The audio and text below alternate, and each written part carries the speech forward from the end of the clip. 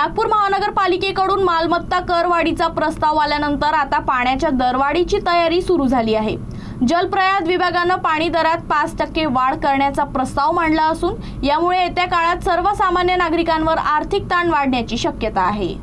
वाढत्या महागाईच्या पार्श्वभूमीवर नागरिकांना धक्का देणारी बातमी समोर आली आहे।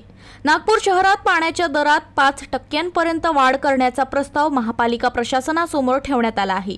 ही वाढ 2023 नंतर पहिल्यांदाच करण्यात येत आहे। नागपूर शहर जलदर मूल्यांकन व वसुली उपनियम 2009 नुसार महापालिका आयुक्तांना एका वर्षात 5% दरवाढ करण्याचा अधिकार आहे।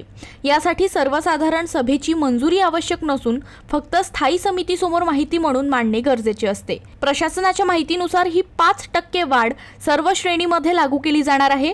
आयुक्तांच्या मंजुरीनंतर हा प्रस्ताव स्थायी समितीकडे पाठवला जाईल। विशेष म्हणजे 2024 आणि 25 मध्ये महागाई आणि कोरोना नंतरच्या परिस्थितीचा विचार करून दरवाढ टाळण्यात आली होती। मात्र शहरात आधीपासूनच चुकीची बिलिंग, मीटरमधील त्रुटी आणि अनियमित पाणी पुरवठा हा समस्या कायम होत्या। अशा परिस्थितीत प्रस्तावित दरवाढीवर नागरिक आणि सामाजिक कार्यकर्त्यांनी नाराजी व्यक्त केली। मूलभूत समस्या सोडवल्याशिवाय दरवाढ करणे म्हणजे नागरिकांवर अन्याय असल्याचं त्यांचं मत आहे। दरम्यान महापालिका अधिकारी वाढत्या देखभाल खर्चाचा आणि आर्थिक ताणाचा दाखला देत ही दरवाढ आवश्यक असल्याचं सांगत आहे। आता सर्वांचे लक्ष महापालिका आयुक्तांच्या अंतिम निर्णयाकडे लागले आहे।